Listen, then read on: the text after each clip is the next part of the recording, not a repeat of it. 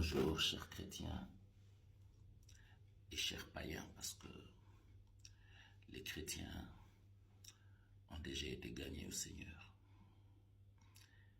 Et les païens, par la grâce de Dieu, nous devons vous gagner à la foi en Jésus-Christ.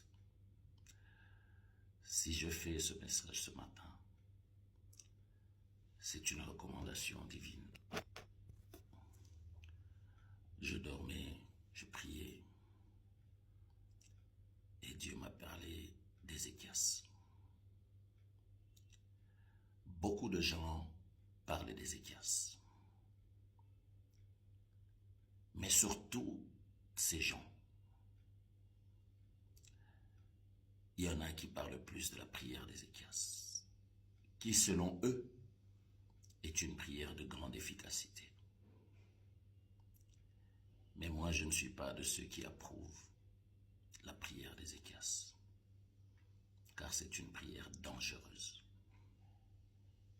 très dangereuse. Nous devons savoir une chose. La clé de la mort et la clé de la vie sont entre les mains de Dieu par Jésus-Christ. La Bible dit que quand le Christ est ressuscité, il a été ressuscité avec dans sa main la clé de la mort et la clé de la vie. Le diable ne tue plus. Le diable, c'est un terroriste, un menteur, un séducteur. Il vit du mensonge des apparences. Et on l'appelle le père du mensonge. Mais lui qui est le père du mensonge, quand il va dans la présence de Dieu, ce n'est plus un menteur. Lorsqu'il va accuser les gens, il dit la vérité. Parce qu'il porte votre identité. Et il va avec la vérité de vos erreurs. C'est la vérité qui lui ouvre les portes dans la présence de Dieu.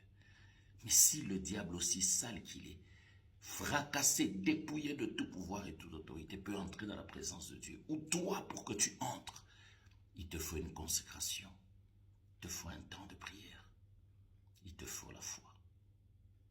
Qu'es-tu devenu? La Pentecôte nous a ouvert des portes formidables. Mais que faisons-nous aujourd'hui? C'est devenu un slogan.